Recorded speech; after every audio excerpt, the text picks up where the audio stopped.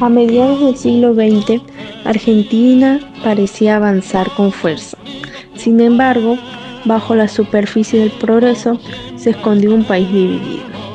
El 16 de septiembre de 1955, todo cambió. Un golpe militar derrocó al presidente Juan Domingo Perón. Así comenzó un periodo de 21 años marcado por golpes de Estado, crisis económicas, represión política y una violencia creciente que se volvió parte del día a día. En este tiempo se prohibió el peronismo. Se intentó desarrollar la economía con capital extranjero y se aplicaron modelos autoritarios desde el poder militar. Pero también hubo resistencia, protestas masivas como el Cordobazo, el regreso de Perón al poder, y un país que parecía estar en permanente conflicto consigo mismo. Entre 1955 y 1976, Argentina vivió una etapa clave para entender lo que vendría después, la dictadura militar más feroz de nuestra historia. Esta es la historia de cómo llegamos hasta allí. El 16 de septiembre de 1955, un golpe militar derrocó al presidente Juan Domingo Perón, marcando el inicio de una etapa de gran inestabilidad en la Argentina. A partir de ese momento, el país ingresó en un ciclo donde la democracia fue interrumpida una y otra vez por dictaduras militares. Durante los siguientes 21 años, se alternaron gobiernos civiles frágiles con regímenes militares autoritarios. El peronismo fue proscripto, sus líderes perseguidos y sus símbolos eliminados, generando una nueva polarización en la sociedad. Al mismo tiempo, las crisis económicas, los conflictos sociales, las luchas sindicales y estudiantiles, y el surgimiento de grupos armados alimentaron un clima de creciente violencia política. Fue un periodo marcado por la censura, la represión y la falta de diálogo, donde la vida democrática nunca logró consolidarse. Comprender esta etapa nos permite reflexionar sobre los peligros del autoritarismo y la importancia de defender los valores democráticos. Revolución Libertadora, 1955 a 1958. Después del golpe de 1955, los militares tomaron el poder. Primero gobernó Lonardi y luego Aramburu. Se prohibió el peronismo y hubo persecución política. También aumentó la crisis económica, lo que generó más conflictos sociales. El golpe militar contra Perón.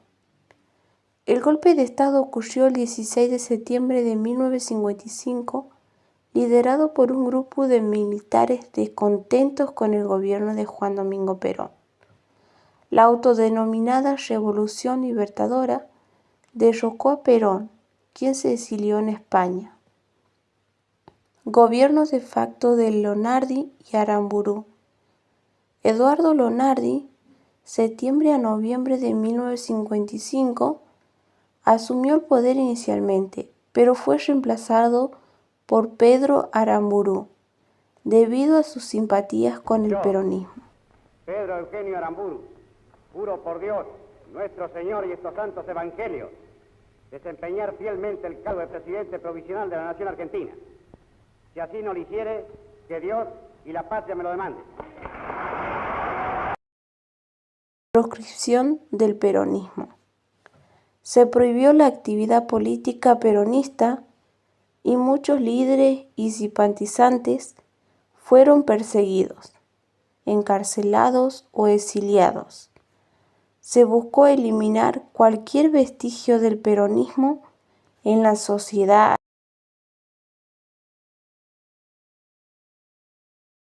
La economía argentina experimentó una fuerte crisis durante este periodo, caracterizada por inflación, déficit fiscal y estancamiento económico. La situación social se deterioró con aumento del desempleo, pobreza y conflictos laborales. La represión y política y la proscripción del peronismo generaron un clima de inestabilidad y descontento social. Desarrollismo en Argentina, 1958-1966.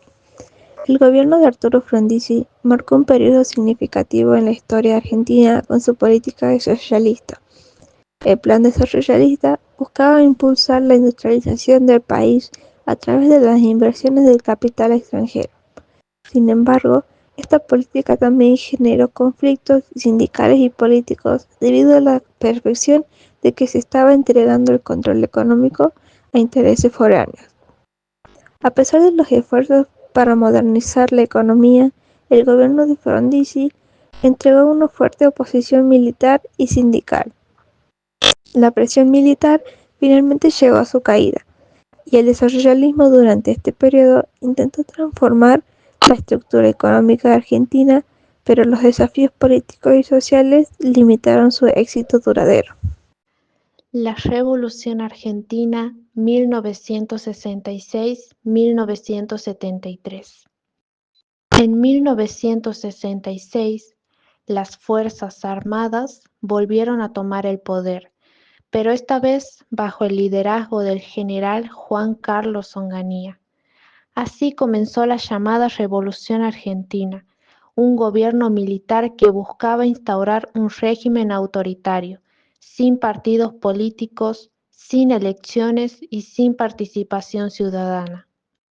Onganía impulsó un modelo de modernización autoritaria, promoviendo la inversión extranjera y tratando de frenar los conflictos sociales con represión. Sin embargo, las medidas económicas afectaron a los trabajadores y sectores populares, generando malestar. En mayo de 1969 estalló el Cordobazo, una gran protesta obrera y estudiantil en la ciudad de Córdoba. Esta rebelión marcó un antes y un después. Mostró el rechazo de la sociedad al gobierno militar y debilitó el poder de Onganía, que fue desplazado al año siguiente. Los presidentes militares que lo sucedieron, Livingston y luego Lanús, tampoco lograron estabilizar el país.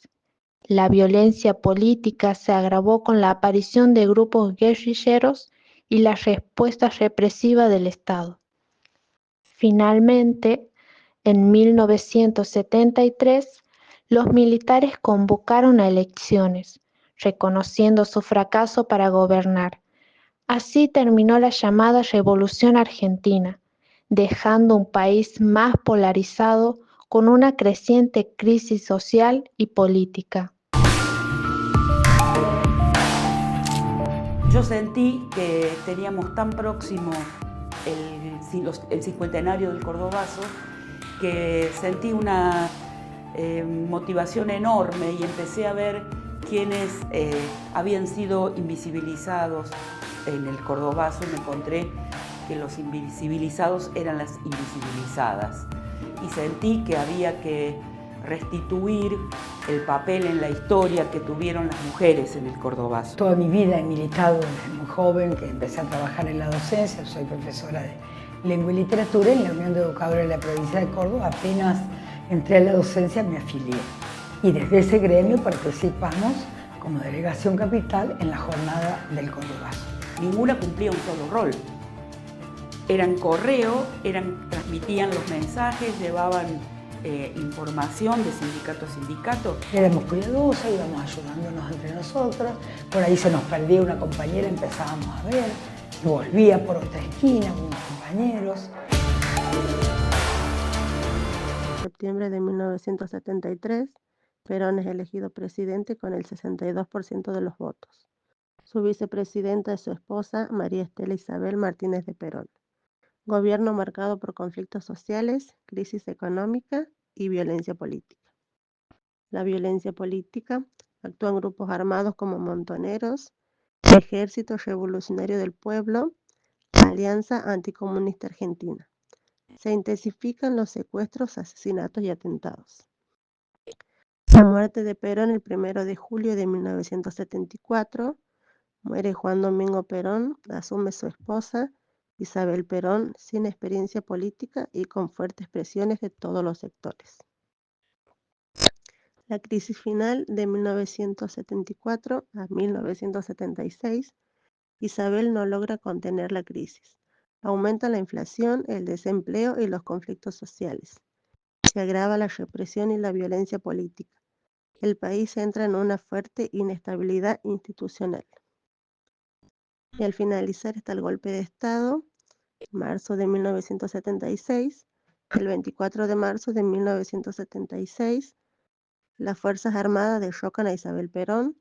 Comienza la última y más sangrienta dictadura militar argentina, 1976 a 1983. Durante 2 décadas, Argentina transitó entre la esperanza del desarrollo y el trauma del autoritarismo. El debilitamiento de las instituciones democráticas, la exclusión del peronismo, la represión social y las crisis económicas abrieron la puerta a la dictadura más sangrienta de nuestra historia. Comprender este periodo es clave para valorar la democracia y los derechos conquistados.